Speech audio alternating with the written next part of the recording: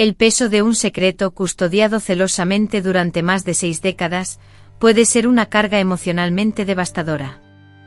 Corría el verano de 1962, y en aquel entonces jamás imaginé que el embarazo que experimentaba me sumiría en una incertidumbre perpetua sobre la verdadera identidad del padre de mi hijo. Muy buenos días a todos.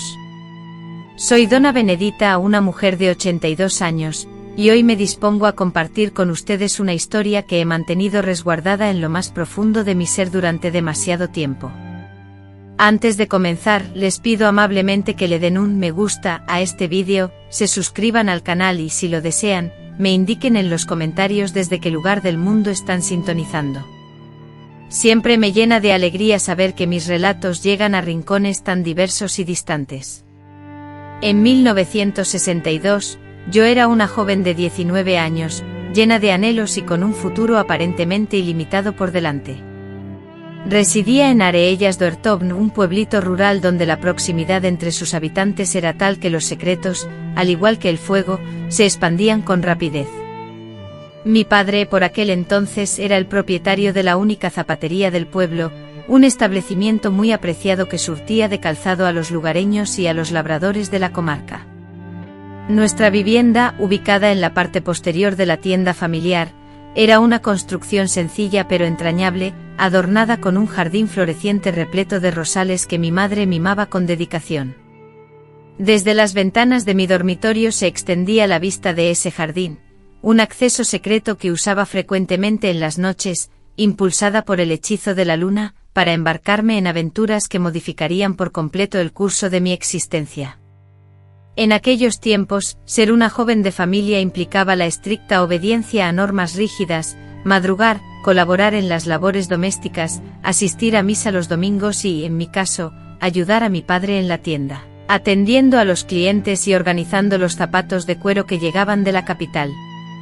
Mis manos aún conservan la memoria táctil de cada material, la solidez del cuero de vaca, la suavidad de la gamuza, el lustre del barniz que aplicábamos a los zapatos de gala.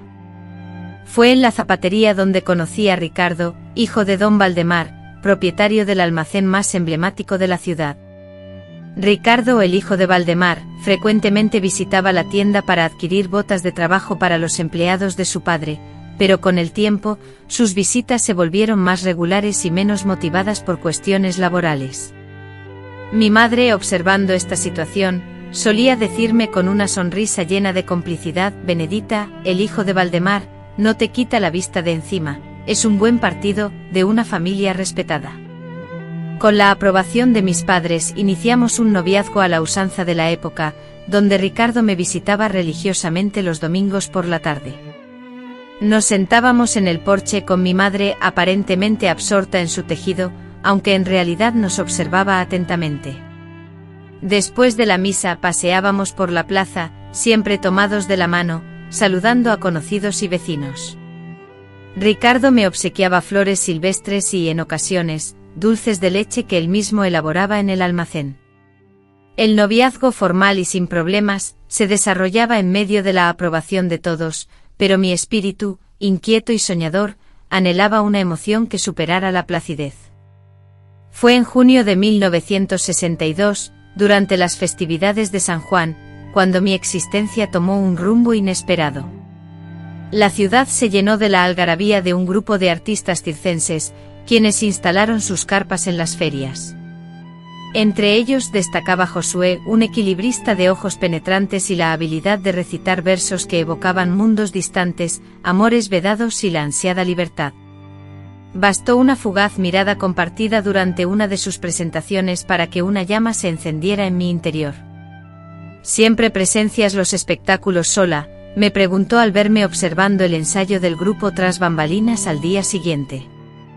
No debería estar aquí, respondí, sintiendo el calor del rubor en mis mejillas. Pero tu arte me cautiva. Josué sonrió de una forma que me robó el aliento. La melodía de su voz poseía la capacidad de incendiar mi corazón, transportándome a lugares prohibidos y despertando emociones que sabía que no debía cultivar. En el viejo y desvencijado granero, escondido y olvidado tras el antiguo cine Edén, se consumaban nuestros encuentros secretos. Cada 15 días Ricardo y su banda llegaban a la ciudad, y en esas noches, yo, Isabela, la hija modelo del dueño de la papelería, me escapaba a hurtadillas. Me deslizaba por la ventana de mi habitación, pisaba el césped del jardín con sumo cuidado para no despertar a nadie, y corría sigilosamente entre las sombras hasta nuestro refugio clandestino, donde Leonardo me esperaba.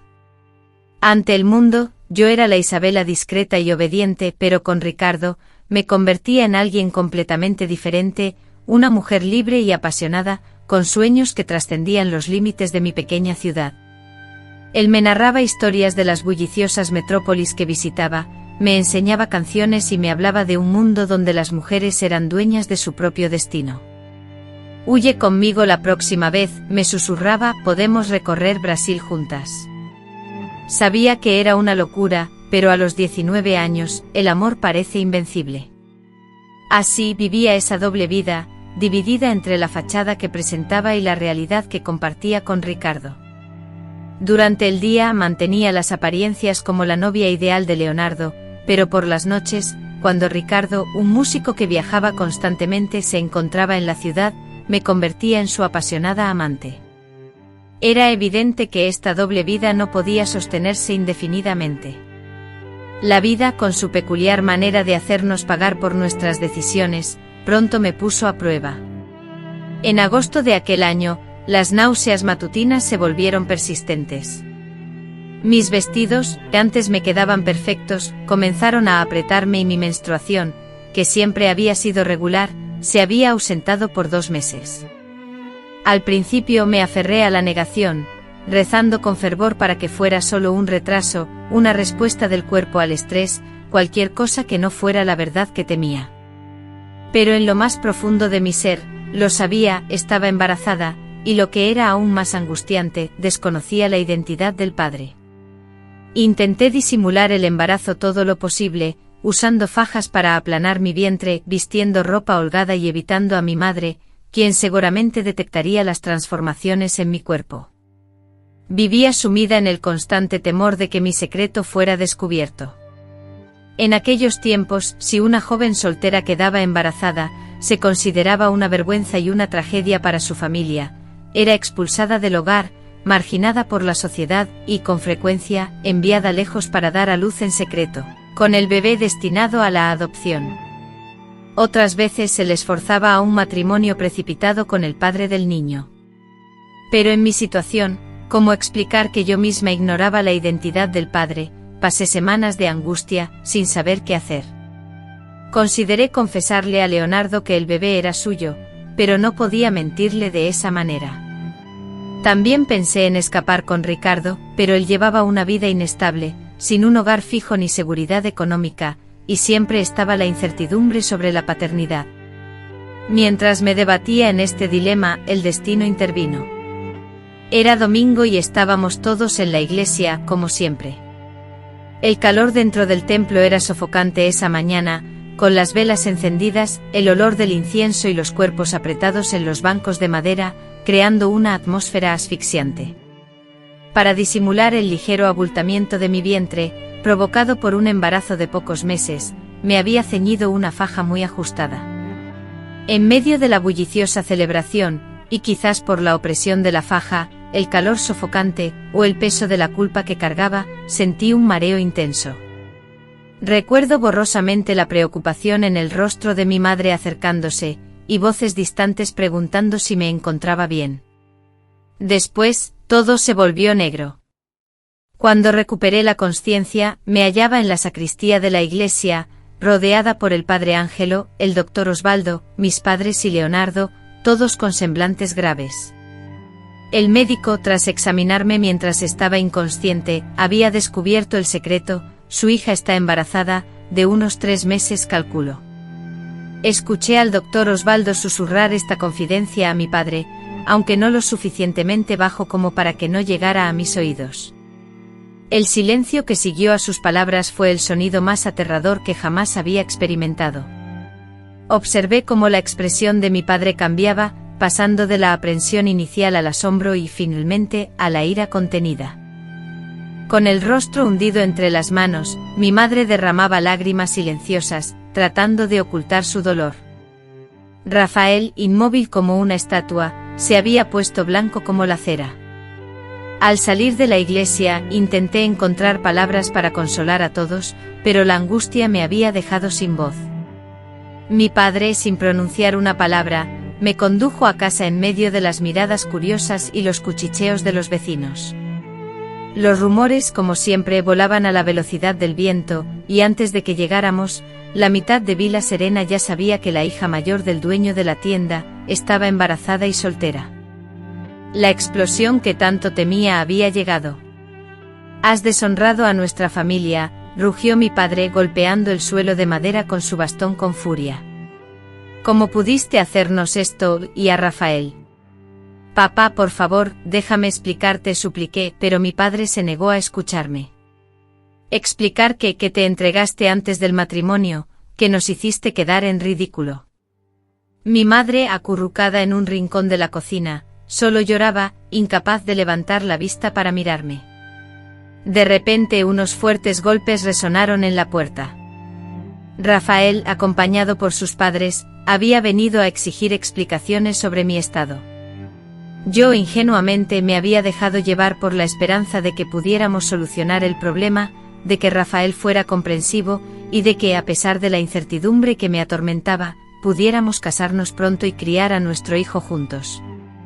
Pero esa esperanza se desvaneció cuando Adelaida, conocida por su lengua viperina, apareció en la puerta. Con una sonrisa falsamente amistosa, le dijo a mi madre: «Vengo a ayudarte, comadre», mientras sus ojos brillaban con una maliciosa curiosidad. Acto seguido, dirigiéndose a Rafael como si nada, exclamó: «Qué gusto verte, muchacho, creía que estabas fuera con tu padre». Anoche vi a una chica igualita a Alina entrando al granero del cine con ese guitarrista de la banda. El rostro de Rafael, antes sereno, se transformó visiblemente, palideció primero, para luego enrojecer de rabia. Se volvió hacia mí, sus ojos llenos de dolor y furia, y espetó: «Así que eso es, que veías con ese vagabundo a mis espaldas, y ahora estás embarazada. ¿Cómo te atreves a hacerme pasar por idiota? ¿Cómo puedo estar seguro de que ese niño es realmente mío?». La gente, atraída por los gritos, se amontonó frente a nuestra casa. La humillación era tan intensa que deseaba desaparecer, ser absorbida por la tierra. «Me has mentido. Me has hecho quedar en ridículo y ahora quieres obligarme a aceptar al hijo de otro». En ese momento, Rafael sacó de su bolsillo el broche que me había regalado por mi cumpleaños, un pequeño corazón de plata que yo solía lucir los domingos, y lo arrojó al suelo. «Todo ha terminado. No quiero volver a verte». Y se fue, seguido por sus padres y las miradas curiosas de los vecinos. Esa noche mi padre me dio un ultimátum. Tenía 1 hora para empacar mis cosas y marcharme de casa. «Ya no eres mi hija». Esas fueron sus últimas palabras. Durante muchos años mi madre, a espaldas de mi padre, me ofrecía dinero y la dirección de una prima lejana en Porto Alegre. «Vete allí», me susurraba entre lágrimas. «Cuando tu padre se calme, quién sabe». Pero a pesar de saberlo, ambas éramos conscientes de que esa puerta se había sellado con una maleta de cartón, la cual albergaba apenas un puñado de pertenencias, unas cuantas prendas, una fotografía desteñida de mi familia y las pocas y secretas notas que mi padre me había dejado. Esa misma noche abordé el último tren con destino a Brasilia, la capital. Con la imagen de Río Bonito desvaneciéndose en la penumbra, mis ojos, nublados por las lágrimas, seguían las luces parpadeantes que se hacían cada vez más distantes. Instintivamente mi mano se posó sobre mi vientre, un gesto casi inadvertido, y susurré: «Ahora solo somos nosotras dos, mi pequeña. Te juro que jamás sufrirás la amargura de la escasez ni la humillación del abandono». De esta manera, comenzó mi viaje como madre soltera, sin tener siquiera conocimiento de la identidad del padre, en una época en la que semejante situación representaba una carga casi insoportable para una mujer. Imaginen el cúmulo de sentimientos que me embargaban, una joven de 18 años, desamparada en una gran ciudad, esperando un hijo sin el respaldo de mi familia, sin pareja y sin ninguna formación profesional.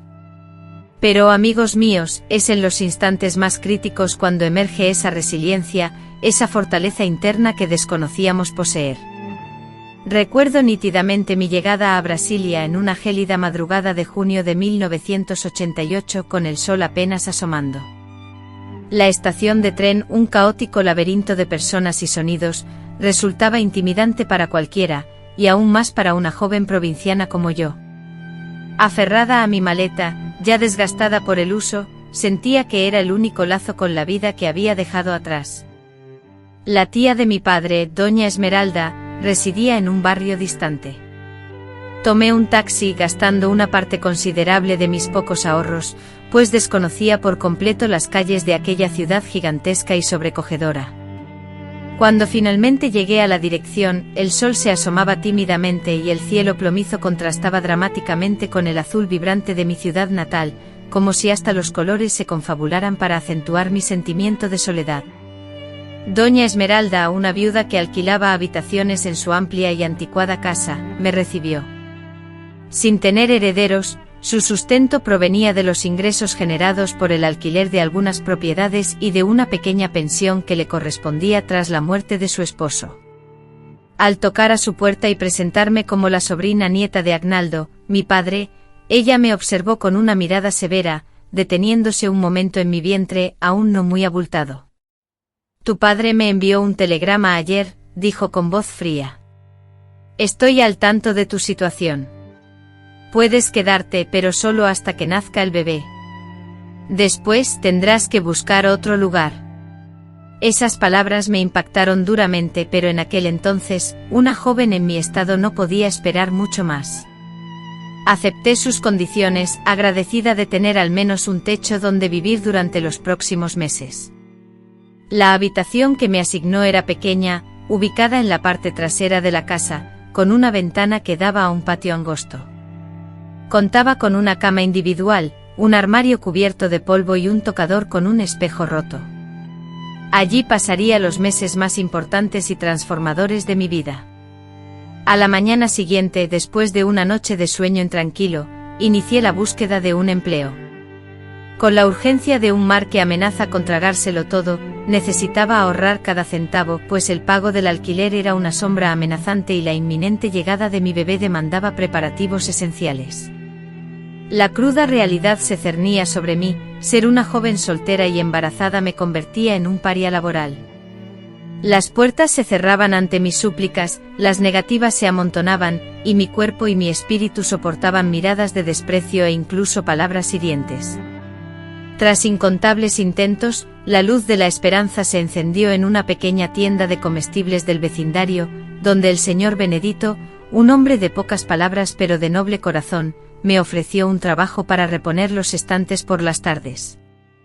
No sé si movido por la compasión ante mi situación o simplemente por la necesidad de cubrir una vacante, aquel hombre me brindó la oportunidad que tanto anhelaba. El salario, aunque escaso, incluía una comida diaria, un auténtico regalo para quien debía alimentarse a sí misma y a la vida que crecía en su vientre. La tranquilidad de las tardes contrastaba radicalmente con el ritmo frenético de la floristería, donde las mañanas eran una sinfonía de llamadas urgentes, de clientes impacientes por ramos y arreglos florales que debían ser perfectos. A pesar de sentirme agotada y con náuseas constantes, me obligaba a mostrar una sonrisa y a mantener mi productividad laboral. Por la tarde encontré un segundo empleo como cuidadora del jardín de la residencia de la familia Albuquerque, ubicada en el barrio vecino. Doña Beatriz, esposa de un famoso abogado y madre de 2 adolescentes, me contrató sabiendo de mi embarazo, un gesto inusual y generoso en esa época. «Yo también soy madre y sé lo difícil que es», me dijo con una dulzura que me emocionó profundamente. «Puedes trabajar aquí hasta que te sientas bien, y si necesitas un descanso después del nacimiento, lo entenderé perfectamente». Las tardes en la casa de los Albuquerque eran muy activas, cuidaba las plantas, podaba las rosas y organizaba los parterres. Regresaba a mi pequeña habitación alquilada al anochecer, con las manos ásperas y la espalda dolorida, pero eso no era suficiente. Necesitaba más ingresos para asegurar un futuro decente para mi hija. Fue en ese momento, sumida en la incertidumbre, cuando las técnicas de tejido que mi abuela me había enseñado, se convirtieron en mi santuario. Con las escasas monedas que poseía, adquirí ovillos de lana y agujas de tejer, dedicándome a crear pequeños accesorios que ofrecía a los vecinos de mi pueblo. Rápidamente la fama de ser una tejedora talentosa se extendió por toda la comarca, lo que se tradujo en numerosos encargos de gorros, bufandas y guantes. Trabajaba hasta altas horas de la noche a la luz tenue de una lámpara que hacía brillar mis ojos de esfuerzo, pero con mis manos incansables que tejían sin descanso. Mientras tanto soñaba con un futuro esperanzador, un futuro donde mi hija se sentiría orgullosa de mí, donde no tendríamos que ocultarnos ni sentir vergüenza alguna. Mi embarazo avanzaba y con él, los desafíos se multiplicaban. En el 7º mes de gestación, el gerente de la floristería, conmovido por mi situación, me comunicó que ya no podía seguir atendiendo en el mostrador, pues mi estado incomodaba a algunos clientes. En su lugar, me propuso un puesto menos visible, encargándome del cuidado de las flores y plantas, aunque con una reducción salarial. Con la amargura de tragarme mi orgullo y tristeza, y consciente de que no podía arriesgarme a perder ese ingreso vital, acepté la situación. Fue entonces cuando conocí a doña Adelite, una de las clientas de la florería, propietaria de una pequeña tienda de ropa en el centro de la ciudad. Al enterarse de mi habilidad con el tejido, me ofreció la oportunidad de ayudarla a crear detalles para las prendas que vendía, invitación que acepté inmediatamente, agradecida por esa nueva fuente de ingresos. La tienda de doña Adelite se transformó en un refugio seguro para mí. Las mujeres que trabajaban y frecuentaban el lugar me recibieron con calidez, sin juzgarme. Allí, por primera vez desde que me vi obligada a abandonar mi ciudad natal, sentí que podía respirar aliviada, libre del peso del prejuicio. Los sábados por la tarde, después de terminar temprano en la casa de los Albuquerque, visitaba la tienda para entregar las prendas tejidas y me quedaba un rato disfrutando de las alegres conversaciones, las risas y los inocentes chismes. «Niña, tienes un talento natural con las agujas», solía decirme la señora Adelaida, mi vecina. «Cuando nazca ese bebé y te organices, deberías considerar seriamente abrir tu propio taller de costura». Esas palabras, pronunciadas con convicción, sembraron una semilla en mi corazón, un sueño para el futuro que me daba fuerzas en los momentos más difíciles. El tiempo voló y mi vientre creció considerablemente, dificultando incluso mi trabajo como jardinera. Entonces doña Beatriz, siempre atenta a mis necesidades, me propuso un trabajo más suave, cuidar la ropa de su familia, tarea que podía realizar en mi propia habitación, lavando y planchando. Abril de 1988 se acercaba con un clima suave. Mi hija, se esperaba, nacería a mediados de ese mes, y yo, con la preocupación constante de ahorrar lo suficiente para los gastos del parto y los primeros meses de vida, me afanaba en prepararme.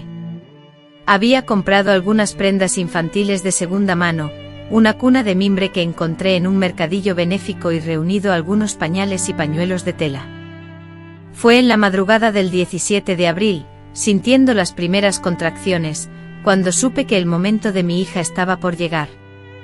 Abandonada a mi suerte, me acurruqué en un rincón, sin nadie que me auxiliara. Durante interminables horas, soporté los intensos dolores que me taladraban el vientre, hasta que al despuntar el alba, desesperada, golpeé con fuerza la puerta de doña Elena. «Ya viene», supliqué ahogando mis palabras entre gemidos. Ella al instante solicitó un taxi por aplicación y me trasladó al servicio de urgencias más cercano. El viaje se convirtió en una tortura indescriptible, cada movimiento brusco del vehículo se multiplicaba en mi interior, como si me desgarrara por la mitad. Ya en el hospital, me acomodaron en una camilla en el pasillo, porque todas las salas de parto estaban ocupadas. Las enfermeras con prisa pasaban a mi lado, dedicándome únicamente miradas rápidas y superficiales. Una de ellas, más joven, se detuvo brevemente. «¿Es tu primer bebé?», preguntó con una voz que intentaba ser amable. «Sí», logré articular, entre lágrimas de dolor y angustia. «¿Y el padre no viene?». Resultaba imposible responder. ¿Cómo explicarle a esa desconocida que incluso yo misma, desconocía la identidad del padre de mi hija, solo aparté la mirada, conteniendo el llanto. Finalmente, cuando el sufrimiento se hizo insoportable, me trasladaron a una sala de partos compartida. En mi caso, siendo un parto considerado normal, la anestesia no era una opción. La memoria se aferra al techo blanco e inmaculado, a las luces quirúrgicas que se clavaban en mis ojos, a las voces metálicas de los médicos impartiendo órdenes concisas y, sobre todo, al dolor, un dolor que sentía desgarrar cada fibra de mi ser, tanto física como emocionalmente. Tras lo que pareció una eternidad de sufrimiento, un sonido rompió el silencio, un llanto potente, lleno de vida, que proclamaba al mundo su llegada. «Es una niña», anunció el médico con voz impersonal, y entregó a una enfermera el pequeño bulto envuelto en sábanas manchadas de sangre. Horas después, cuando por fin pude tener a mi hija en brazos, una fuerza desconocida me invadió. Contemplé su carita rosada, sus ojos entreabiertos, su boca buscando el alimento y supe, con una certeza absoluta que nunca había sentido, que todo el sufrimiento había valido la pena por ella. «Manuela», susurré, mientras acariciaba su minúscula mano. «Llamarás Manuela, como mi abuela, una mujer de honor a la que admiré profundamente».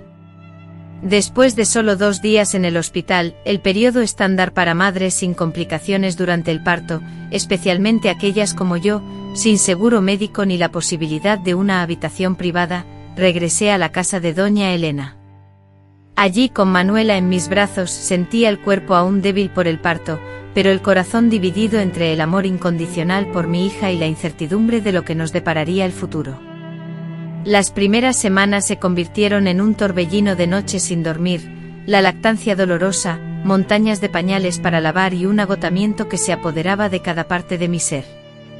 Manuela, aunque sana, era un bebé llorón, particularmente por las noches. Doña Elena, molesta por el llanto, golpeaba la pared, quejándose ruidosamente. Los demás inquilinos, con profundas ojeras, me miraban con enfado, interrumpiendo su descanso. Con el tiempo logré establecer una rutina. Mientras el sol iluminaba el cielo, Manuela, sumida en el sueño, se dedicaba a coser sin descanso, aceptando cualquier encargo que le ofrecieran. Al caer la noche, cuando el hambre o la inquietud despertaban a Manuela, le entonaba suavemente las canciones de cuna que mi madre me cantaba, meciéndola en mis brazos hasta que volvía a caer en un plácido sueño. Doña Gertrudes, mi superiora en la casa donde trabajaba como empleada doméstica, fue un ángel en aquellos momentos difíciles. Me permitía llevar a Manuela conmigo cuando salía a recoger la ropa para lavar, y a menudo me obsequiaba con prendas y juguetes que sus hijas ya no utilizaban. Sus 3 pequeñas adoraban a la bebé de Alina y se reunían alrededor de la cesta donde la colocaba, produciendo sonidos graciosos para provocarle una sonrisa. Un atardecer, cuando Manuela ya casi había cumplido 2 meses, doña Eulalia me hizo una propuesta que lo cambiaría todo. «Raquel, estamos remodelando la casita del jardín para convertirla en un despacho, pero he pensado que quizás tú y la pequeña podrían vivir allí». La posibilidad de contar con alguien de confianza cerca me daba mucha paz, especialmente cuando planeábamos viajar para visitar a mis nietos en Florianópolis. A cambio, esa persona podría vigilar la casa y cuidar del perro de vez en cuando. Esa propuesta llegó como una bendición, ya que el plazo que el señor Basilio me había dado para abandonar el apartamento estaba a punto de vencer, y la idea de buscar un nuevo hogar con un bebé me aterrorizaba. Además, el anexo en el jardín de la familia Albuquerque sería mucho mejor que la habitación oscura y húmeda en la que vivíamos. Por lo tanto, cuando Miguel cumplió 4 meses, nos mudamos al pequeño anexo en la parte trasera de la casa de la familia Albuquerque. Era humilde pero limpio y soleado, con espacio suficiente para la cuna de Miguel y mis pertenencias. Lo más importante era tener un lugar estable, sin la constante preocupación de la incertidumbre, un lugar al que pudiéramos llamar hogar. Allí, en esa modesta habitación, comencé a rehacer mi vida. Con el tiempo, mi negocio de pasteles y postres comenzó a prosperar. Las amigas de doña Eulalia, quienes habían probado y quedado fascinadas con los dulces que preparaba para sus celebraciones, empezaron a encargarme sus propios pedidos. Aunque los ingresos eran limitados, lograban cubrir nuestras necesidades básicas y vivir con decoro. Mientras tanto, Miguel crecía fuerte y saludable, con solo 7 meses, ya gateaba por toda la casa, regalando sonrisas y conquistando corazones con sus ojos inquisitivos y sus mejillas rosadas. Al cumplir su primer año, organicé una pequeña fiesta en el jardín de la casa. Doña Eulalia y los niños entonaron el cumpleaños feliz, Doña Gloria nos obsequió un pastel bellamente decorado, e incluso Ceu Basilio se presentó con un pequeño avión de madera, un recuerdo de su nieto en la infancia. Al ver a todas esas personas reunidas alrededor de mi hijo, individuos que habían llegado a nuestras vidas por azares del destino y ahora formaban parte de nuestra familia, sentí una profunda y sincera gratitud. El camino no había sido fácil, y muchas noches me encontraba llorando a solas, añorando mi ciudad natal y la vida que podría haber tenido. Pero al contemplar el rostro iluminado de Miguel, supe que repetiría cada instante sin dudarlo, solo para volver a sentirlo en mis brazos. Esa noche, tras la partida de los invitados y con Miguel plácidamente dormido en su cuna, me senté a escribir una carta a mi hermana mayor, la primera desde que había abandonado Ouro Preto. Le narré el nacimiento de mi hijo, las dificultades que enfrentábamos y adjunté una pequeña fotografía de Miguel, capturada por la cámara de Doña Eulalia. Ignoraba si mi hermana recibiría la misiva, si mi cuñado la permitiría o si aún residían en la misma dirección. No obstante, debía intentarlo. Necesitaba mantener una conexión con el pasado, aunque estuviera forjando nuestro futuro. Retomemos nuestra historia donde la dejamos, me respondió mi hermana en la carta que le envié cuando Miguel cumplió 1 año. 3 semanas después de enviarla, recibí un sobre delgado con la temblorosa caligrafía de mi hermana en el remitente. En su interior, hallé una breve nota y una suma de dinero. Raquel, quiero que sepas que mi esposo no tiene conocimiento de esta carta. Tu hijo es verdaderamente hermoso. Te tengo presente en mis oraciones. Utiliza este dinero para lo que te sea necesario. Con cariño, tu hermana. Esta carta fue como un rayo de sol que iluminó mi vida después de un largo periodo de dificultades. Saber que mi hermana, a pesar de todo, seguía pensando en mí y no me había abandonado por completo, me brindó una esperanza que hacía mucho tiempo no sentía. Ese dinero, aunque no era una gran cantidad, representaba el sacrificio que ella había hecho para conseguirlo a escondidas de mi cuñado. La suma que guardé para el futuro de Vicente se convirtió en el inicio de una reserva que cuidé con esmero, incluso en los momentos más difíciles. Con el paso de los años, Vicente creció fuerte, inteligente y lleno de curiosidad. A los 2 años ya se expresaba con claridad, preguntando por cada detalle de lo que le rodeaba. A los 3 años aprendió a leer y a escribir, absorbiendo el contenido de los libros que tenían los hijos de Doña Celeste. Vicente, con sus 4 años cumplidos en 1993, irradiaba una felicidad despreocupada, como si poseyera una fortaleza interna heredada que yo misma desconocía. Fue en ese momento que nuestras vidas tomaron un giro inesperado. Doña Celeste, quien era mucho más que mi jefa, una verdadera amiga, me solicitó una conversación importante. Me dijo: Aurora, admiramos mucho tu habilidad como peluquera. Una amiga está por abrir un pequeño salón de belleza y busca a alguien con tu experiencia. Sería un trabajo fijo con todos los beneficios, ¿qué te parece? La oferta parecía un sueño hecho realidad, un empleo estable con todas las prestaciones de ley, superaba con creces mis expectativas.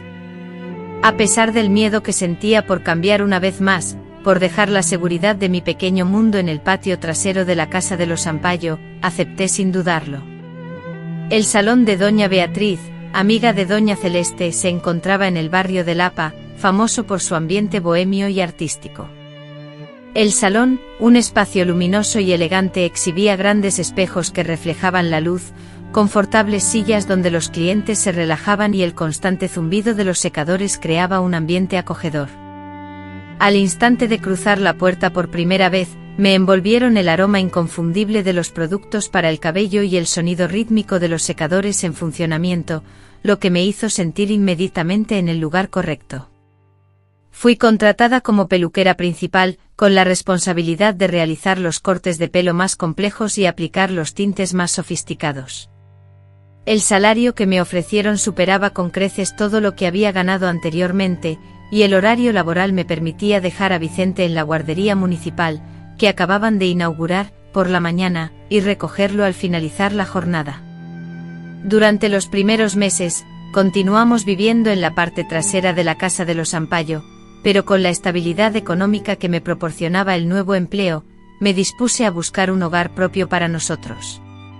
La búsqueda de un apartamento fue ardua, ya que muchos propietarios se mostraban reacios a alquilar a una mujer soltera con un hijo, pero finalmente logré encontrar un pequeño apartamento en el segundo piso de un edificio antiguo, situado a poca distancia del salón de peluquería.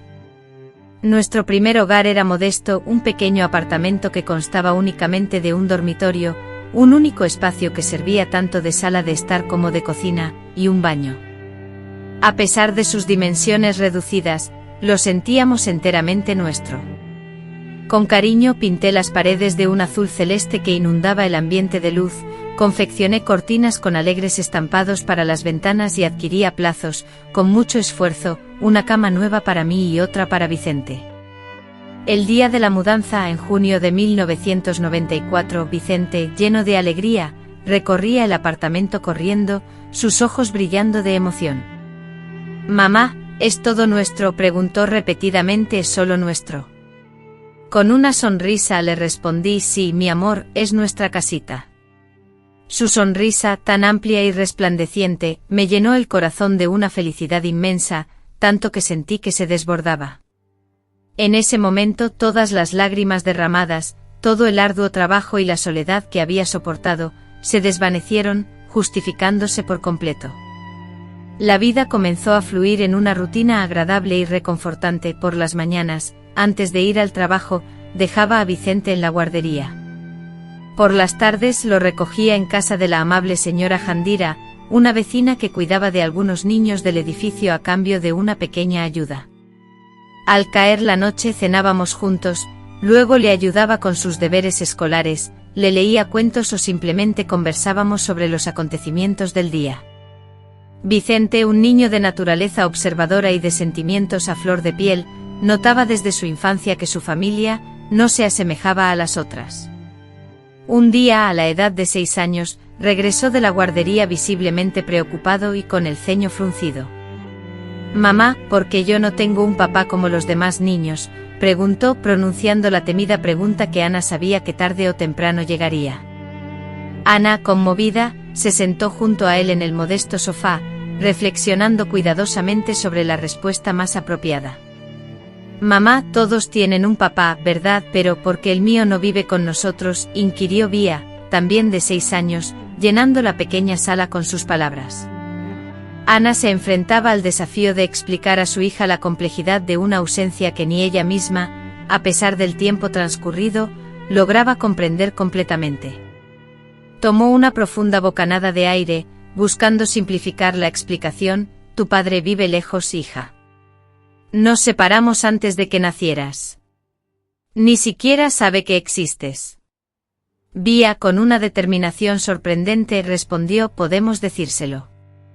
Quiero conocer a mi padre».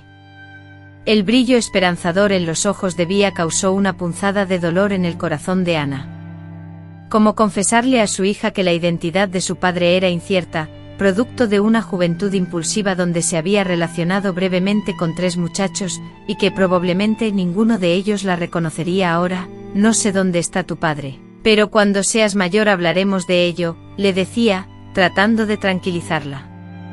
«Lo importante es que nos tenemos la una a la otra, ¿verdad?», Vía asintió, pareciendo conforme. Ana, sin embargo, sabía que a medida que su hija creciera, las preguntas se volverían más difíciles de responder. Mientras tanto, en la panadería, su trabajo era cada vez más reconocido. Antonio, el propietario, un hombre observador, había notado su talento para la decoración de pasteles y dulces. Al asumir su nuevo cargo, Ana se enfrentó a un incremento en sus obligaciones laborales, pero también gozó de mayor autonomía creativa. Comenzó a diseñar pasteles decorativos con temáticas originales, inspirados en revistas y programas de televisión, adaptándolos a los gustos y presupuestos de sus clientes. Sus propuestas eran innovadoras y las ventas se dispararon. Vi, su hija de 13 años, la acompañaba habitualmente los sábados a la panadería. Mientras Ana supervisaba la elaboración de los productos, Vi se sentaba en una mesa apartada, dedicándose al estudio o la lectura. Las demás empleadas de la panadería la apreciaban mucho y con frecuencia le ofrecían muestras de pastel decorado o galletas, guardadas discretamente en los bolsillos de sus delantales. Fue en uno de esos sábados cuando Vi le planteó una pregunta inesperada: «Mamá, ¿por qué no abres tu propia pastelería?» Ana, sorprendida, le preguntó: «¿Qué te ha hecho pensar eso, hija?». Vi respondió: «El señor Antonio dice que eres la mejor pastelera que ha conocido, y que deberías tener tu propio negocio. ¿Por qué no tenemos una pastelería solo para nosotras?». Ana había considerado la posibilidad de abrir su propia pastelería en varias ocasiones, especialmente al observar que sus deliciosos pasteles se vendían a precios mucho más altos de lo que ella obtenía. Pero la idea siempre le pareció inalcanzable, un sueño distante e imposible para una mujer sola, sin recursos financieros y sin conocimientos en administración. «No es tan fácil, cariño, montar una pastelería requiere una gran inversión. Podemos conseguir el dinero», declaró Vía con el optimismo inagotable propio de su juventud. «Yo puedo ayudar, puedo dar clases particulares a los niños después de la escuela». La alegría de Vía conmovió profundamente a Ana. Esa noche, después de que Vía se durmió, Ana se sentó en la mesa de la cocina y comenzó a calcular minuciosamente los gastos iniciales para un pequeño negocio, cuánto dinero ya había ahorrado, y cuánto tiempo le llevaría a acumular el resto. Las cifras eran desalentadoras, pero una nueva esperanza había germinado en su interior. Con renovada firmeza comenzó a ahorrar, reduciendo gastos en todo lo posible y aceptando encargos adicionales de pasteles y dulces durante los fines de semana. Para materializar su sueño, abrió una cuenta de ahorros exclusiva, a la que Vía denominaba el fondo de la pastelería. Los años transcurrieron rápidamente.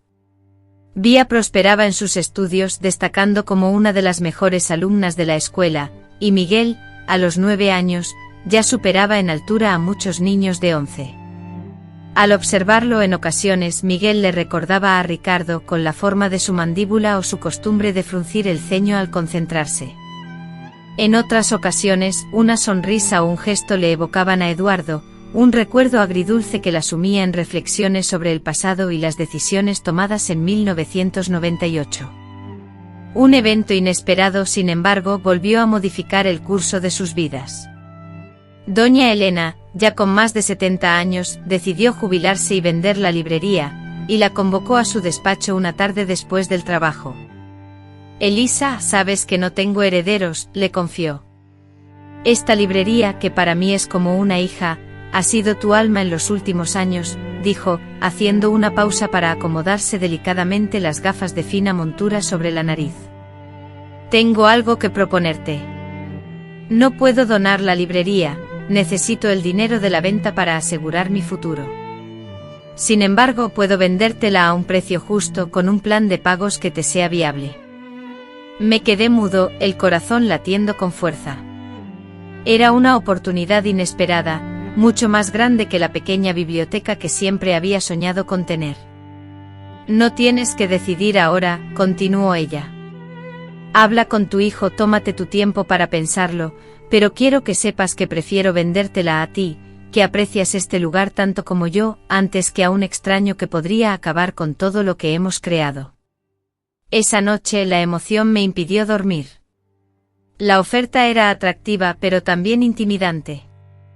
Adquirir una librería completa con su personal, proveedores y clientes significaba asumir un riesgo enorme. Si el negocio no prosperaba, perdería no solo la inversión económica realizada, sino también la estabilidad financiera que había asegurado para el futuro de Miguel. A pesar de estos riesgos, cuando le conté mi proyecto, sus ojos se iluminaron de emoción y me dijo: «Mamá, este es nuestro sueño, es mucho mejor que una simple tiendecita, serás la dueña de una librería entera». Su entusiasmo era contagioso, pero el problema principal era el dinero. Los ahorros que había destinado para la biblioteca no cubrían el pago inicial que solicitaba doña Elena. Necesitaba un préstamo bancario, una tarea que parecía casi imposible para una mujer divorciada en aquel tiempo.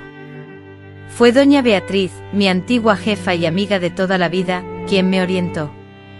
Su esposo, el doctor Fonseca, tenía contactos en el banco y se ofreció a ser mi aval. Gracias a su ayuda obtuve el préstamo necesario para el pago inicial.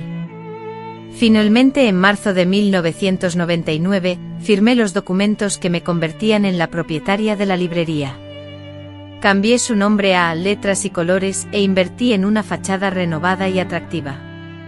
La carga de trabajo era inmensa y las noches sin dormir se volvieron habituales, pero a pesar de todo, sentía una satisfacción personal como nunca antes. Los primeros meses estuvieron llenos de desafíos y dificultades, y tuve que adquirir rápidamente conocimientos sobre aspectos del negocio que me eran completamente desconocidos, incluyendo contabilidad, gestión de inventario, negociación con editoriales y estrategias de marketing. Cometí errores, algunos de ellos con consecuencias financieras considerables, pero también logré importantes éxitos. Por ejemplo, amplié la sección infantil, organizando eventos de cuentacuentos que atrajeron a una clientela leal. Además, contraté a un joven diseñador recién graduado para renovar y modernizar el sitio web de la librería e invertí en publicidad en redes sociales para aumentar la visibilidad. Mi hijo Miguel, que ahora tiene 10 años, empezó a pasar cada vez más tiempo en la librería después de la escuela, y demostró un talento innato para la organización, convirtiéndose rápidamente en mi asistente no oficial, ayudando con el control del inventario y la organización de los libros. Su presencia constante en la librería llamaba la atención y generaba comentarios entre los clientes. Aunque Felipe crecía en un ambiente mayormente poblado por adultos, esa situación parecía no afectarle en absoluto. «Me gusta estar donde tú estás, mamá», me decía con cariño cuando le preguntaba si no prefería pasar tiempo jugando videojuegos con sus amigos. A medida que el taller prosperaba, nuestras vidas también florecían. En 1976, con el fruto de nuestro trabajo, adquirimos nuestro primer automóvil, un Karmann Ghia usado, de un llamativo color calabaza. Felipe, que acababa de celebrar su cumpleaños número 13, manifestó con entusiasmo que aprendería a conducir tan pronto como la ley se lo permitiera. Hacia finales de ese mismo año concretamos otro anhelo: nos mudamos a una casa más espaciosa, que contaba con 3 dormitorios, una acogedora sala de estar y una cocina que finalmente tenía una mesa de comedor adecuada. La casa se ubicaba en una calle tranquila del barrio de Santana, un vecindario que nos recibió con los brazos abiertos. Desde el balcón del dormitorio principal, contemplábamos la majestuosidad del Pico Ará, una vista que nunca dejó de cautivarme, incluso después de haber residido allí durante años. Sin embargo, la llegada de la adolescencia de Felipe trajo consigo nuevos desafíos y dilemas. El muchacho, un joven de carácter introvertido, encontraba mayor placer en la lectura de libros y el estudio de las ciencias que en actividades sociales como deportes o reuniones. En la escuela, sobresalía notablemente en las asignaturas de física y química, aunque mantenía un círculo reducido de amigos cercanos. A menudo me cuestionaba si la falta de una figura paterna, una ausencia que él había experimentado desde temprana edad, había impactado en su desarrollo, y si mis esfuerzos por desempeñar ambos roles, el de madre y padre, habían sido suficientes para compensar esa carencia. Sin embargo, a pesar de todo, parecía feliz a su manera, mostrando una serenidad y un espíritu reflexivo. Sus profesores, por su parte, lo elogiaban constantemente, vaticinando un futuro brillante. Al cumplir 15 años, en el año 1978, ya manifestaba una clara ambición de estudiar ingeniería en la universidad. «Voy a modernizar el taller», declaraba con una determinación que me recordaba a mi propia juventud. «Vamos a automatizar la producción, y quién sabe, tal vez hasta exportaremos nuestros productos». Su entusiasmo por el negocio que yo misma había construido, me llenaba de una profunda satisfacción, aunque no era exactamente. En mi interior, soñaba con que Felipe se convirtiera en médico o arquitecto, aunque siempre respeté su decisión y la integración que ésta tuviera en nuestra vida familiar. A medida que Felipe crecía y se acercaba a la edad adulta, las preguntas sobre su padre, que habían sido menos frecuentes durante su infancia, volvieron con mayor fuerza. A los 16 años, durante un almuerzo rutinario en casa, Felipe abordó el tema directamente: «Mamá, creo que ya soy lo suficientemente maduro para saber más sobre mi padre, quién era y por qué nunca intentó encontrarnos». Aunque esperaba esa pregunta, me tomó por sorpresa. Observé al joven que tenía delante transformándose en un hombre, y comprendí que merecía algo más que las explicaciones superficiales que le había dado hasta entonces. «Es una historia complicada, hijo», comencé, sintiendo como mi corazón se aceleraba. «Y no es algo de lo que me sienta orgullosa de contar, pero tienes razón. Ya has alcanzado la edad necesaria para conocer la verdad». Anhelaba que él escuchara toda la verdad sobre los dos hombres involucrados, la verdad sobre mi indecisión y, sobre todo, la verdad de que desconocía la identidad de su padre biológico. ¿Cómo asimilaría esta revelación? Sería una carga demasiado grande para su juventud e inexperiencia. Mientras me debatía internamente, observando el rostro ansioso de mi hijo, el timbre resonó, interrumpiendo nuestra conversación. Era una vendedora de telas, exhibiendo muestras de novedades textiles a ser consideradas para la próxima colección. La conversación, por lo tanto, fue aplazada, y así continuó por un año más, durante el cual busqué constantemente pretextos para evitar ese encuentro. Siempre surgía algo más urgente: una avería en la máquina de coser, los exámenes de simulación de Felipe, la repentina hospitalización de doña Odete, nuestra antigua vecina. Sin embargo, el destino, como siempre, ya había trazado su propio camino. En el año 1980, justo cuando Felipe, a punto de celebrar su cumpleaños número 18 y en plena preparación para los exámenes de admisión a la universidad, recibió un telegrama inesperado remitido desde Campos do Jordão. Este telegrama provenía de mi hermana, un contacto inusual después de varios años sin comunicación, y me informaba sobre el fallecimiento de mi madre, víctima de una neumonía. El mensaje, que decía: «Nunca superó la pérdida de tu padre», evitaba mencionar nombres, ni el de mi hermana ni el de su hijo. En sus últimos días, mi madre había pedido perdón por muchas cosas. Intuyo que pensó en ti. Si te es posible asistir al funeral, sería bueno que la vieras después de tanto tiempo sin vernos. La noticia me impactó de una manera extraña. No derramé lágrimas inmediatamente. Sentí un letargo, un distanciamiento emocional construido a lo largo de casi 20 años de separación.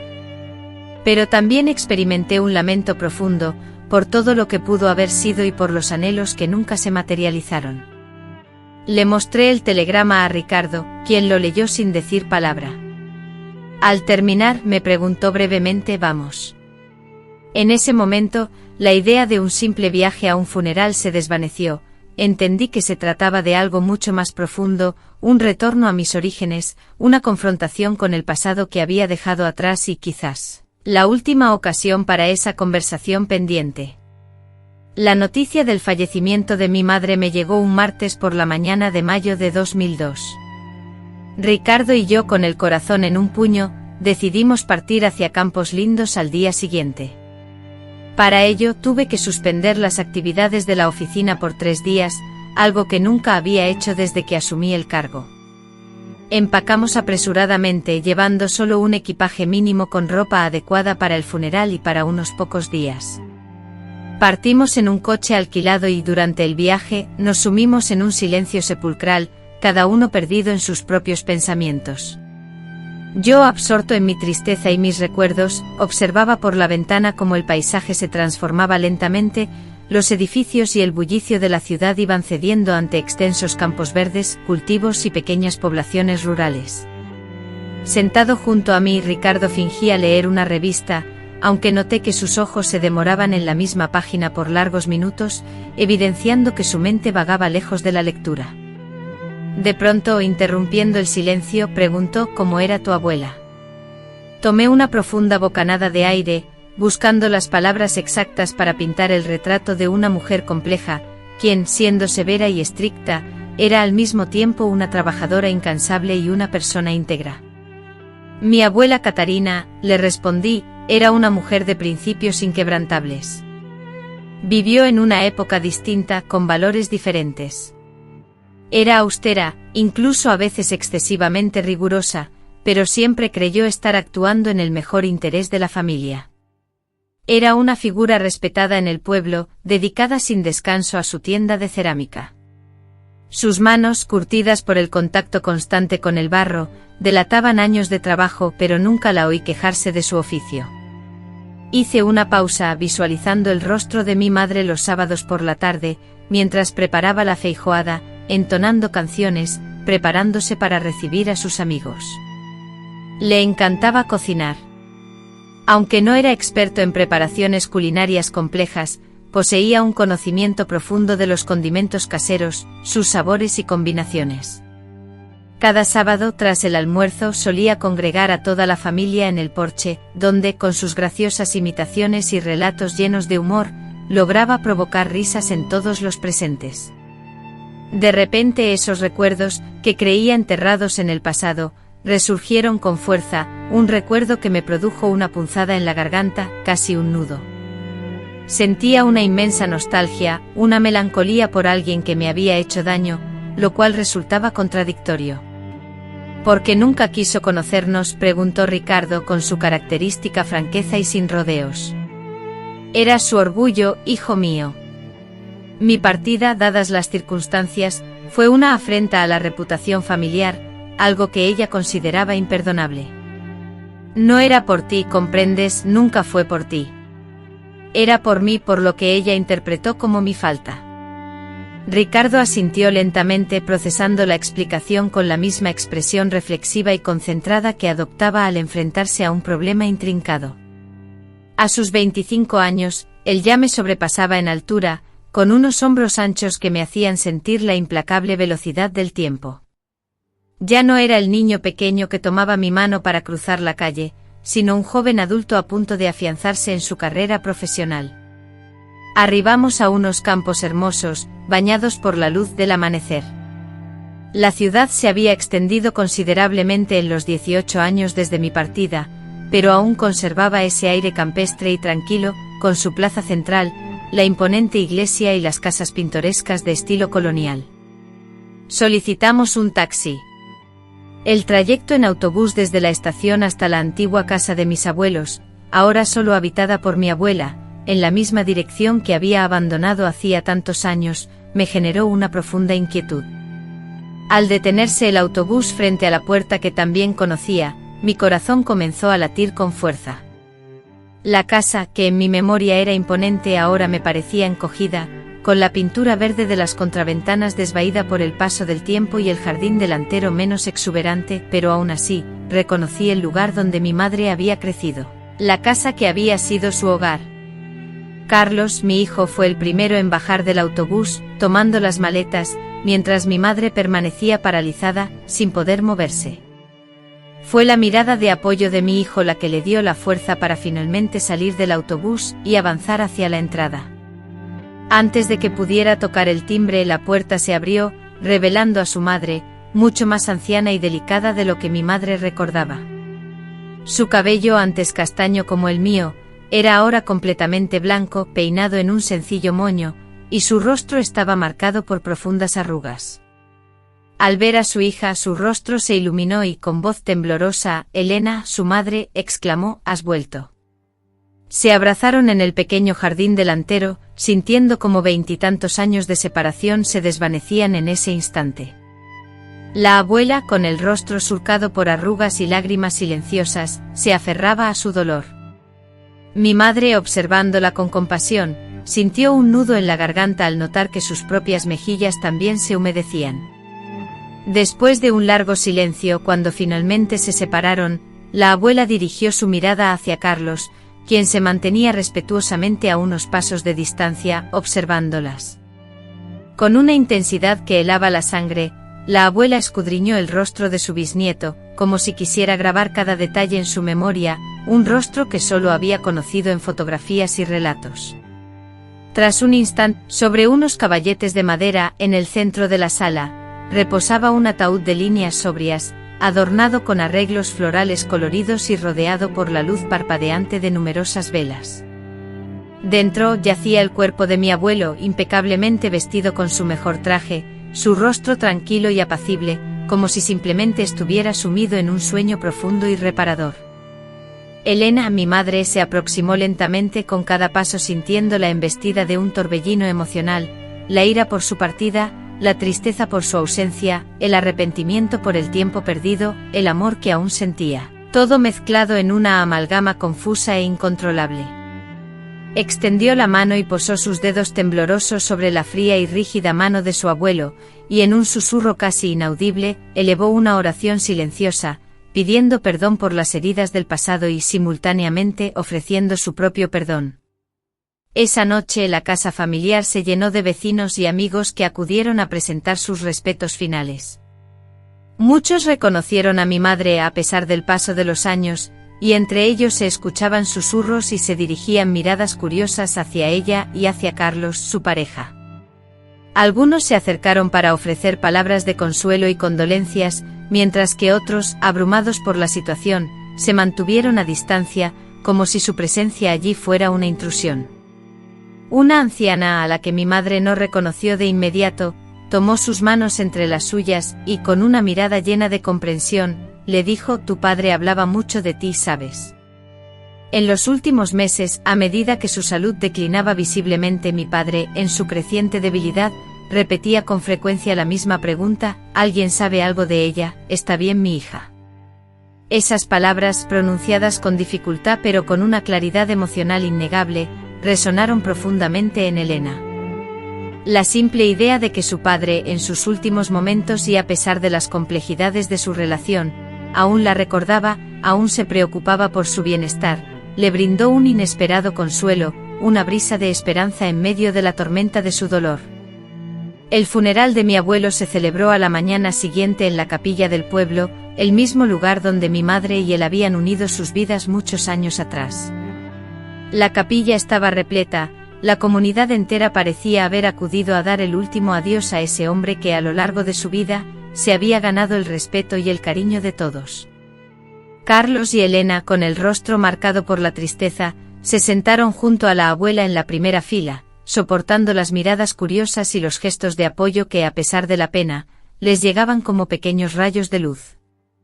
Tras la ceremonia acompañamos a la familia al cementerio para el entierro y finalmente, regresamos a la casa familiar, donde las mujeres del vecindario habían preparado un almuerzo para compartir con los asistentes, una tradición arraigada en momentos como este.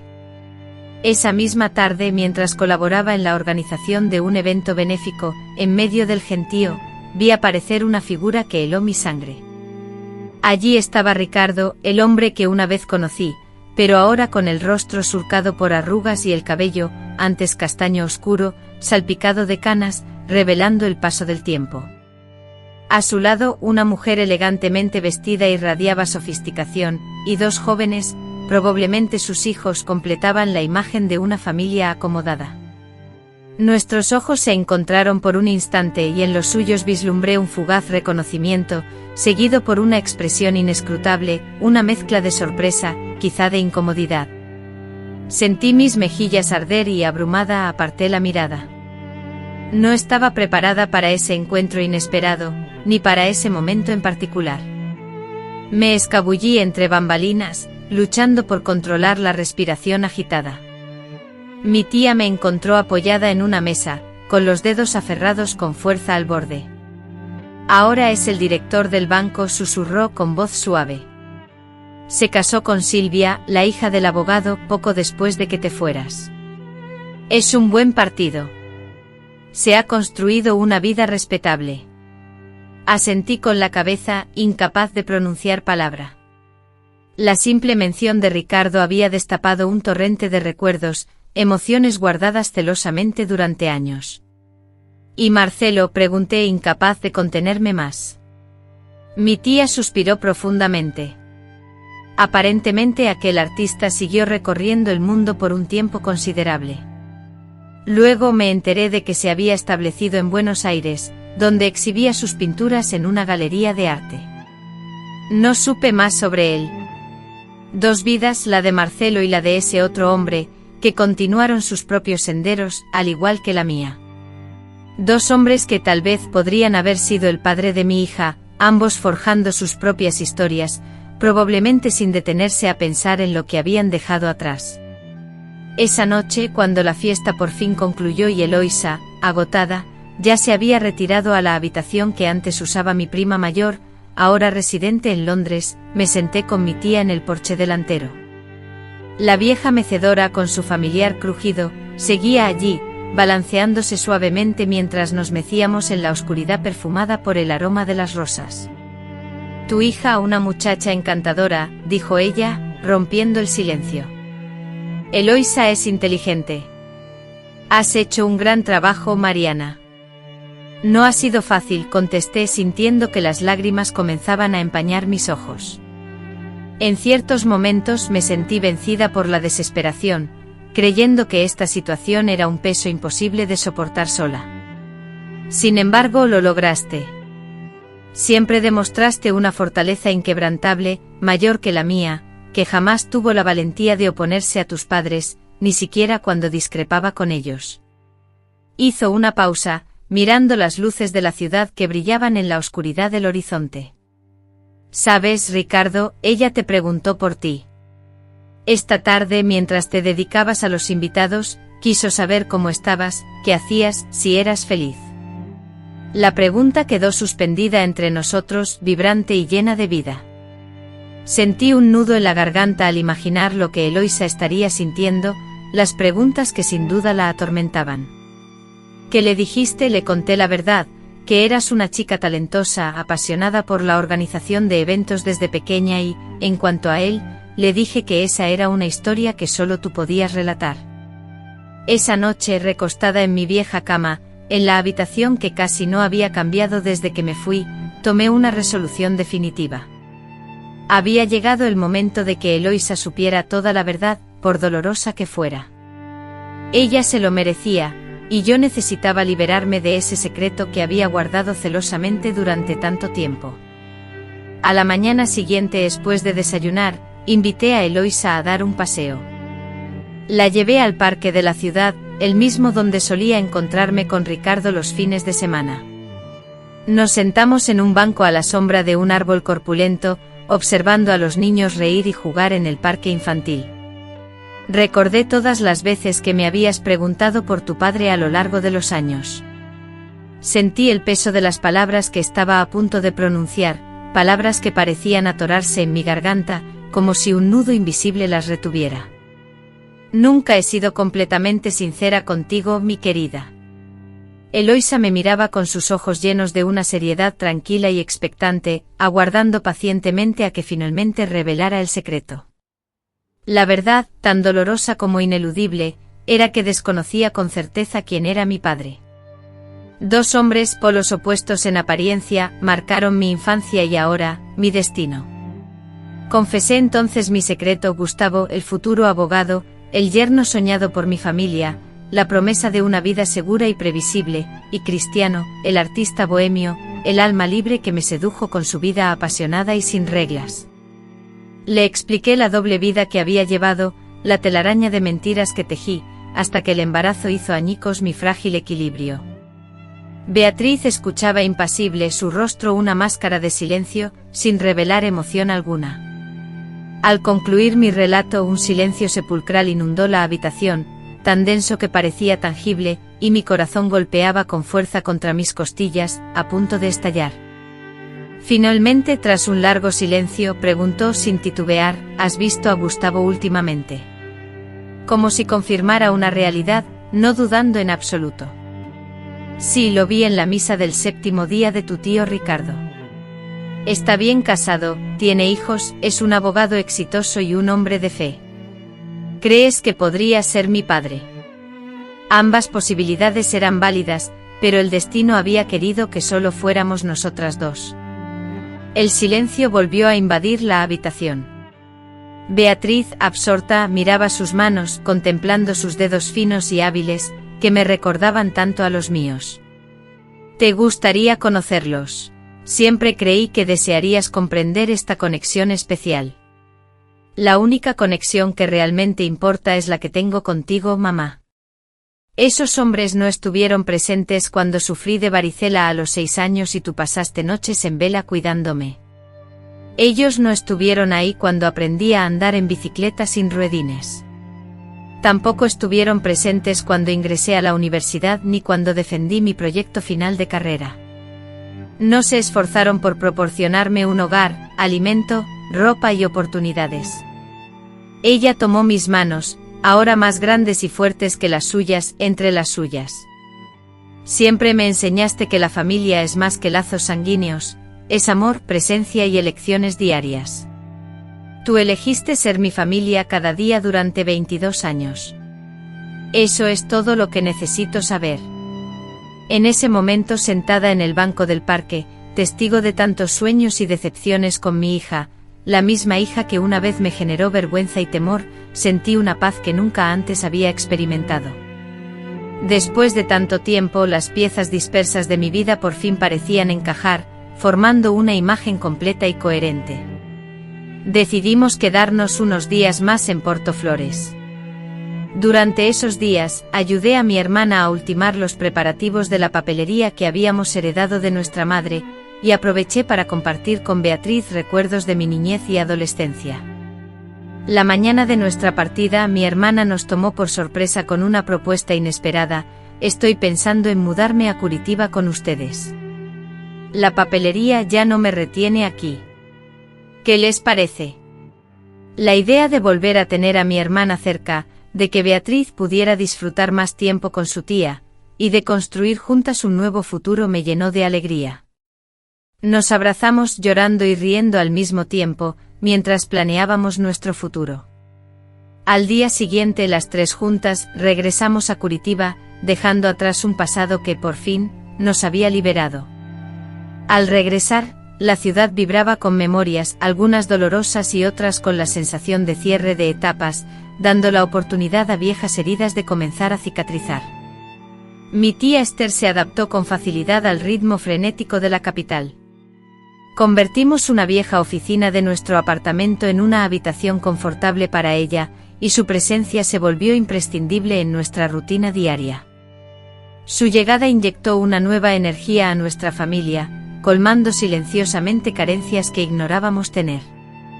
Ese mismo año, Samuel fue admitido en la Facultad de Derecho de la UHO, una de las universidades más reconocidas del país. La celebración en casa con pastel y guaraná no solo festejaba su éxito académico, sino también la apertura de un nuevo futuro para todos. Mientras mi hijo, con una sonrisa radiante, soplaba las velas de un pastel adornado con el mensaje: "Felicidades, futuro abogado", un torrente de recuerdos inundó mi mente, los desafíos superados, las dudas que habíamos vencido juntos, las risas y momentos de felicidad compartidos. El trayecto no había sido sencillo, sin embargo, cada paso que dimos, cada decisión que tomamos, cada sacrificio que hicimos, nos había conducido a ese instante de alegría auténtica y merecida. Esa noche, mientras Esther y Samuel, con la energía propia de su juventud, discutían apasionadamente sus planes para el futuro, mis pensamientos se desviaron hacia Ricardo y Daniel, a los senderos que no transité, a las vidas que no viví. No sentía arrepentimiento, sino una tranquila aceptación del pasado y una profunda gratitud por el presente. Uno de ellos, con su herencia genética, contribuyó a la creación del hombre excepcional que era mi hijo, pero fui yo quien lo moldeó, quien lo educó, quien lo amó incondicionalmente cada día de su vida. Y eso, en definitiva, era lo que realmente tenía valor. Después de regresar a Villa Isabel, nuestra familia entró en una nueva fase. Samuel, enfocado en sus estudios, se dedicó por completo a la Facultad de Derecho, demostrando la misma tenacidad que siempre lo había definido. Recuerdo las noches en que lo encontraba en el salón, sumido en enormes libros de derecho, con los ojos enrojecidos por el cansancio pero brillando con una curiosidad insaciable. La llegada de mi tía Esther transformó nuestra dinámica familiar. A pesar de su edad, aportó a nuestro hogar no solo su experiencia y sabiduría, sino también una energía renovadora. Contrariando el estereotipo de la anciana que solo descansa y observa, ella insistía en participar activamente en nuestra vida diaria. «Soy experiente, no inválida», solía decir cuando intentábamos evitar que colaborara en las tareas domésticas o en el taller. Pronto encontró su espacio en Lina e Arte, donde, con sus manos expertas, instruía a las costureras más jóvenes en técnicas tradicionales de costura que se estaban perdiendo con el tiempo. Su minuciosa atención a los detalles y sus acabados impecables elevaron la calidad de nuestras creaciones. Los clientes disfrutaban de conversar con ella, y sus ideas para la línea de ropa infantil, inspiradas en la ropa que solía confeccionar para mí y mis hermanos, se convirtieron en algunos de nuestros productos más populares. En 2005, con Samuel a mitad de su carrera universitaria, tomamos la arriesgada decisión de expandir el negocio. A pesar de la inestabilidad económica del país, lo que habría frenado a muchos emprendedores, yo vislumbré una oportunidad. Las grandes fábricas textiles estaban disminuyendo su producción, lo que generaba un hueco en el mercado que podíamos llenar con nuestras prendas de calidad a precios asequibles. Por lo tanto, alquilamos un almacén más amplio en Bonsuceso, invertimos en maquinaria más moderna y contratamos a un mayor número de costureras. Samuel, aún cursando sus estudios, asumió las responsabilidades de las finanzas y la administración, poniendo en práctica los conocimientos adquiridos en el aula. Su destreza con los números y la planificación, combinada con mi experiencia y creatividad, resultó una alianza fructífera. El crecimiento empresarial, como era de esperar, presentó desafíos. Las noches se volvieron un cúmulo de insomnio, atormentadas por la preocupación por los pagos de salarios, los estrictos plazos de entrega y las arduas negociaciones con los proveedores. No obstante, experimentábamos una profunda satisfacción al presenciar el progreso de nuestra pequeña empresa familiar, la creación de empleos y el reconocimiento creciente por la calidad excepcional y la conducta ética que manteníamos tanto con nuestros empleados como con nuestros clientes. En 1995, Leticia se graduó con honores y fue seleccionada para pronunciar el discurso de graduación. Sentada entre mi madre y doña Beatriz, quien siempre nos brindaba consuelo y apoyo, sentí una emoción tan intensa que me preocupé de que mi pecho no pudiera contenerla. La joven sofisticada en el escenario, expresándose con seguridad sobre la ética empresarial y el compromiso social, era la misma pequeña que yo había cuidado sola durante las noches de angustia y temor. En su discurso memorable, ella explicó que cada uno de nosotros hereda el ejemplo de quienes nos precedieron, pero también tiene la obligación crucial de forjar su propio destino, de mejorar lo que hemos recibido para dejar un legado aún mayor a las generaciones venideras. Sus palabras resonaron en mí, como un saludo silencioso al difícil trayecto que habíamos recorrido juntas. La graduación no solo representaba el final de sus estudios, sino el inicio de una nueva y prometedora etapa en el mundo de los negocios.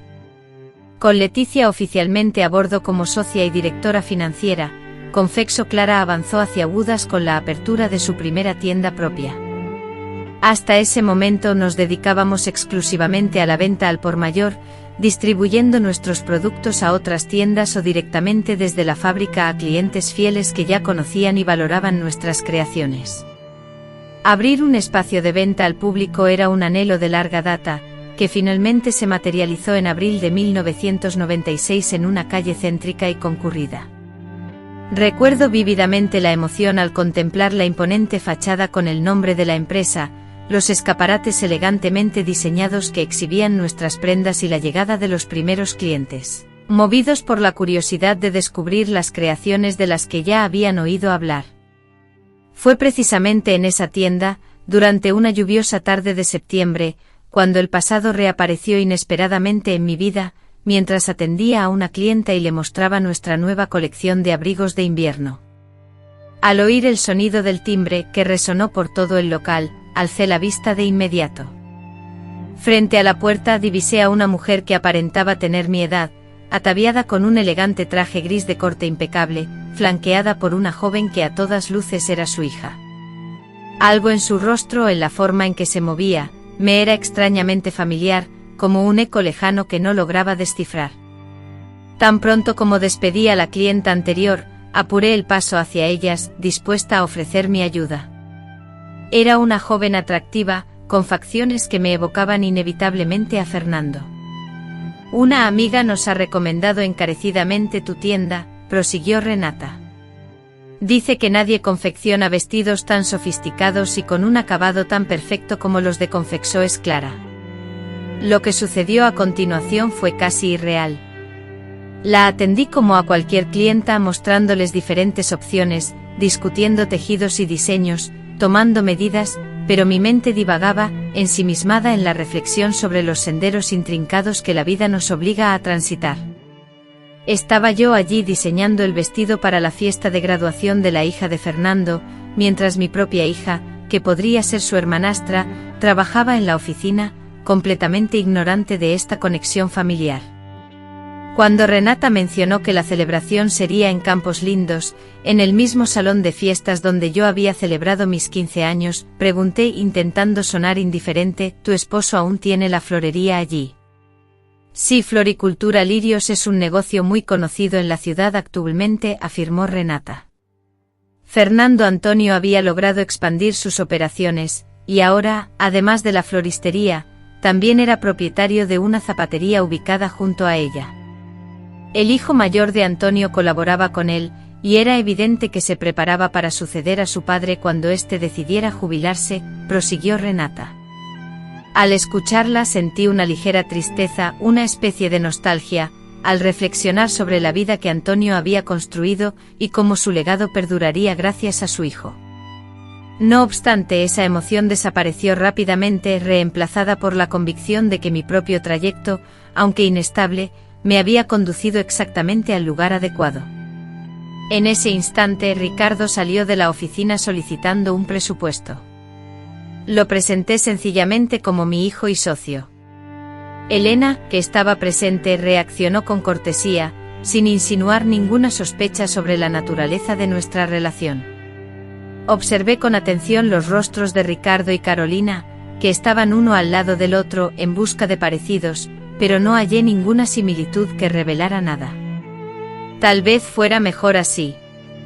Durante las semanas siguientes, mientras cosía el vestido de graduación de Carolina, mi mente se perdía en la reflexión sobre las extrañas vueltas que da la vida.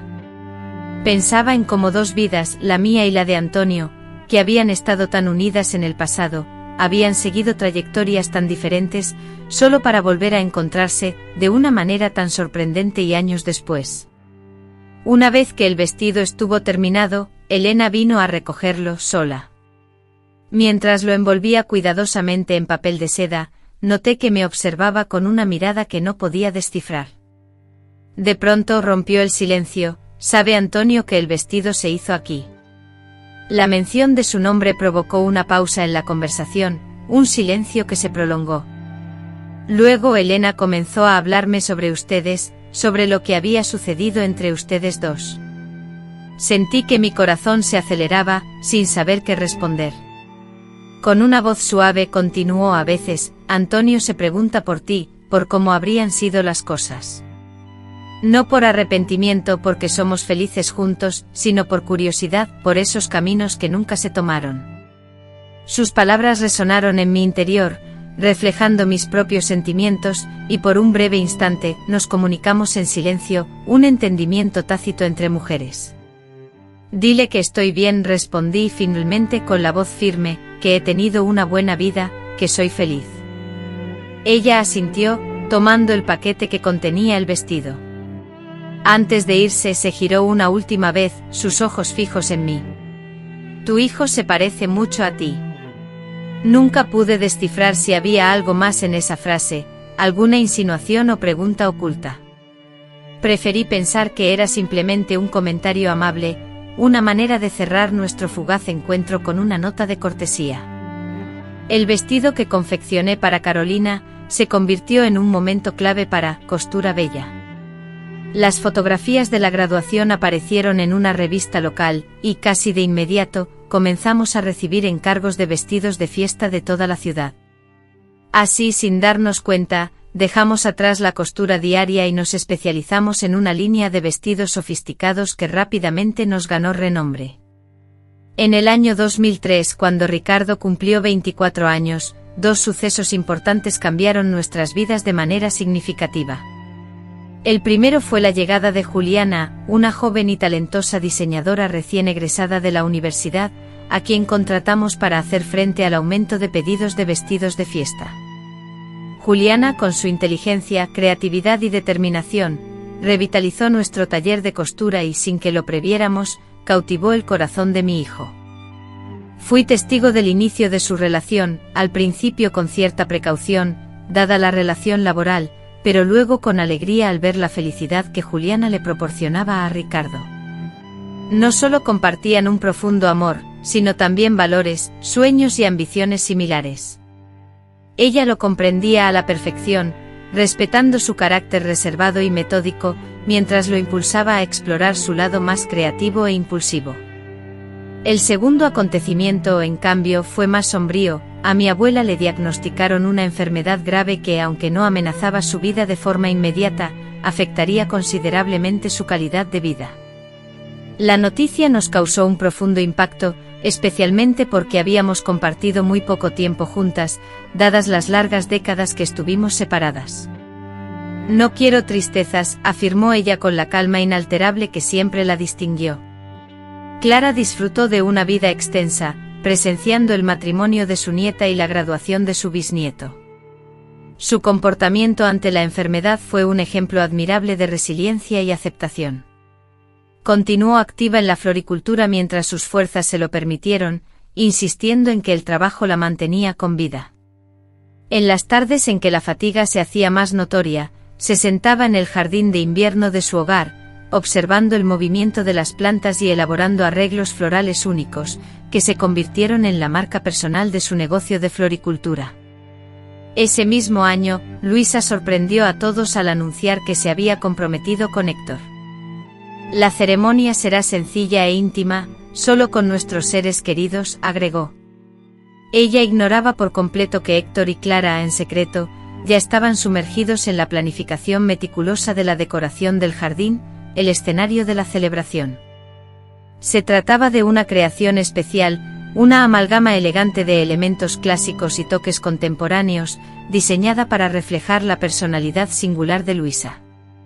Los preparativos para la boda, con su frenesí y entusiasmo, habían infundido una alegría renovadora en el hogar, especialmente para Clara, quien se involucró activamente en cada aspecto. Desde la selección de las flores hasta la elaboración del menú del almuerzo que se serviría en la finca.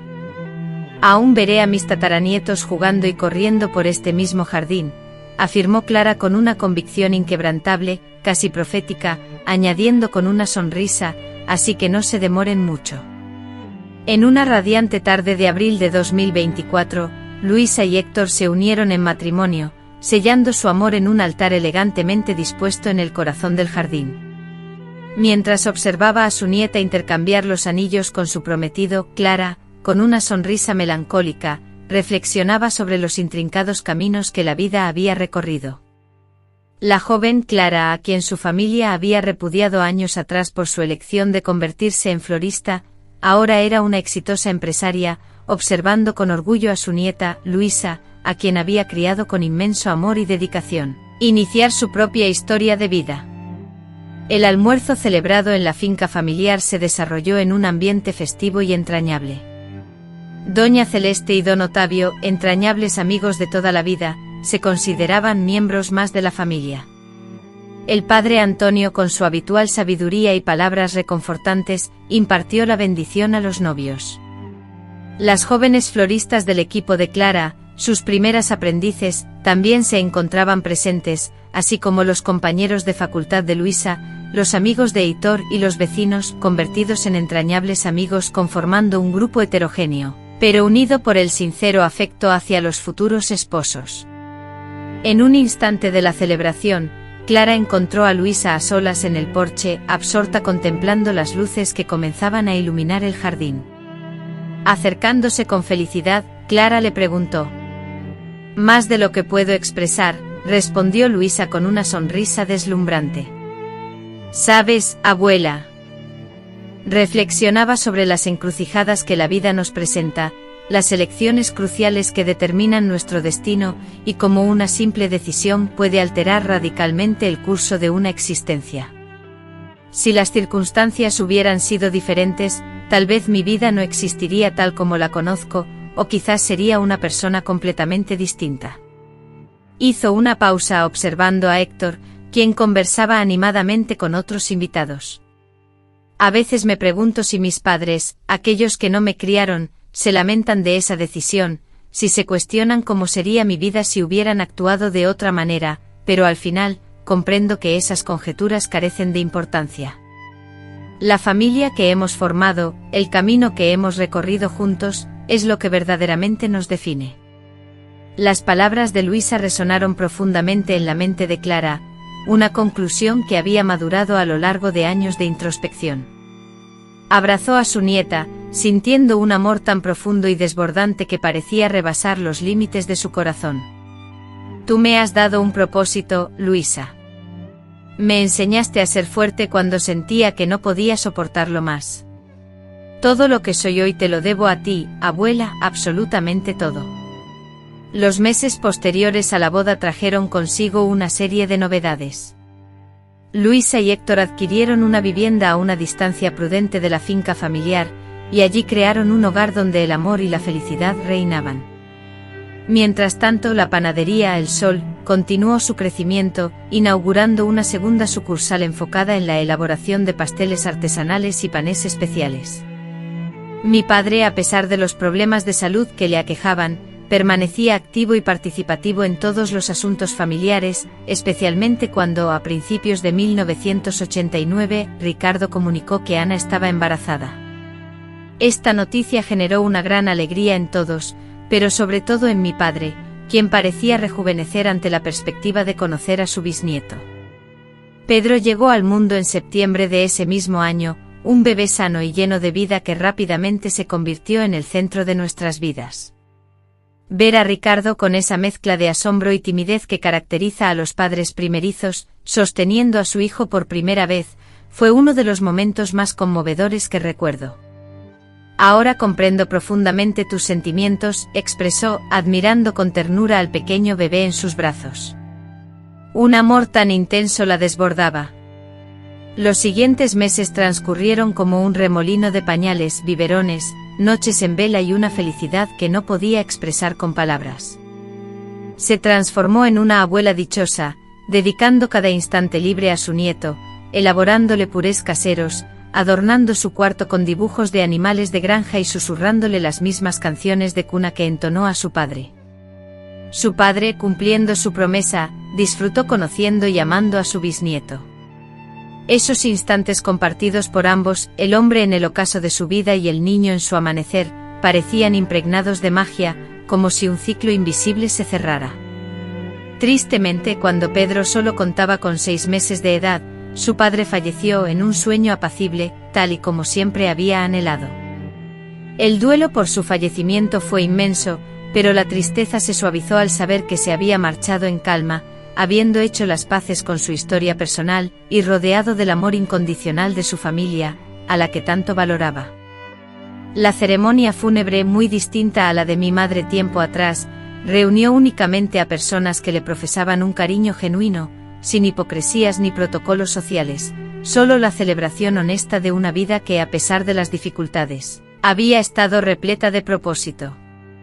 En los años subsiguientes nuestra familia continuó su crecimiento y transformación. Ricardo y Ana tuvieron otra hija, Sofía. 3 años después del nacimiento de Pedro, la panadería Do Sol se estableció firmemente como un referente en panadería y pastelería artesanal, expandiéndose a poblaciones cercanas e inaugurando una sucursal en Belo Horizonte en 1997. A los 54 años conoció a Antonio, un viudo afable y optimista, quien gestionaba una granja proveedora de leche para la panadería. Nuestra relación comenzó como una amistad. Compartimos anécdotas sobre nuestros hijos y nietos, relatando las complejidades de rehacer nuestras vidas después de años de soledad.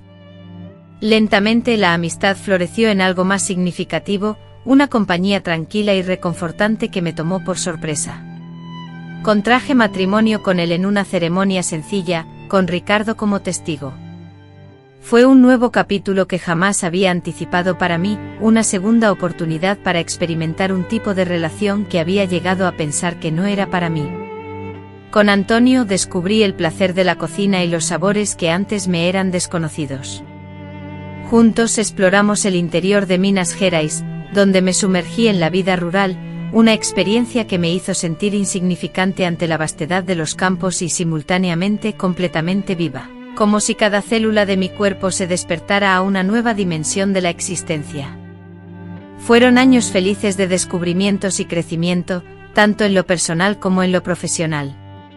La Padaria Sol, transformándose en el entrañable Sol Anonio, encapsulaba la esencia de nuestra conexión, más que un simple negocio familiar, era el tangible reflejo de nuestros logros, el testimonio de las batallas libradas y las victorias compartidas. Oficialmente jubilado a los 67 años, mi día a día seguía ligado a la panadería, acudiendo casi a diario para ofrecer mi consejo y disfrutar del aroma del café recién hecho acompañado de un pan de queso. En mi estudio, solía ofrecer mis consejos o simplemente observaba con orgullo el crecimiento de la empresa que construimos desde cero. Camila, mi nieta mayor, demostró un talento innato para la cocina, augurando la continuidad de la tradición familiar. Hace 7 años perdimos a Ricardo, dejando un vacío que perdura, pero también un legado de recuerdos que atesoro. Actualmente mi tiempo se divide entre los hogares de Sofía y Pedro, y el de Camila, quien espera su primer hijo, mi primer bisnieto. Queridos amigos, finalmente hemos llegado al presente. Al recordar este recorrido que hemos compartido a través de estos vídeos, me doy cuenta de cómo cada experiencia, incluso las más dolorosas, ha sido fundamental para crear esta maravillosa historia. Aquella joven de 20 años, llena de dudas e inseguridades, abandonada por su familia al quedar embarazada, sin saber siquiera la identidad del padre de su hijo, jamás habría soñado que algún día se convertiría en una chef reconocida, una abuela llena de alegría, una mujer en armonía con su pasado y expectante ante el futuro. Nunca supe quién era el padre biológico de Sofía, mi hija. Nunca pude confirmar si era Daniel, con su amor constante y sus costumbres arraigadas, o Marcos con su espíritu libre y aventurero. Pero a fin de cuentas, esa incógnita dejó de ser relevante. Lo verdaderamente importante son las elecciones que hacemos frente a las dificultades que nos presenta la vida. Lo esencial es tener la valentía de seguir adelante, aun cuando el camino parezca incierto. Lo crucial es el amor. Ese afecto que nos brinda apoyo, que nos impulsa a crecer, que nos transforma. Y aunque mi historia pueda parecer particular, no es excepcional. Esta es solo una de las muchísimas historias de mujeres que se enfrentaron a desafíos legales, lograron superar adversidades y forjaron vidas plenas y valiosas a pesar de las circunstancias difíciles. Si esta historia ha logrado conmoverlos, si les ha brindado consuelo o les ha servido de inspiración, entonces ha cumplido su cometido. Agradezco profundamente a cada uno de ustedes por acompañarme en este relato. Continuaré respondiendo sus preguntas y compartiendo pequeñas historias aquí, en este canal. Recuerden siempre que la vida está llena de giros inesperados, los caminos se entrelazan de maneras sorprendentes, e incluso los errores más dolorosos pueden abrirnos puertas a lugares maravillosos que jamás hubiéramos imaginado. Con todo mi afecto y cariño me despido por hoy. No olviden darle me gusta a este vídeo, suscribirse al canal y compartirlo con aquellas personas que puedan sentirse inspiradas por esta historia. Hasta la próxima, queridos amigos. Dona Aurora les expresa su más sincero agradecimiento a todos y cada uno de ustedes.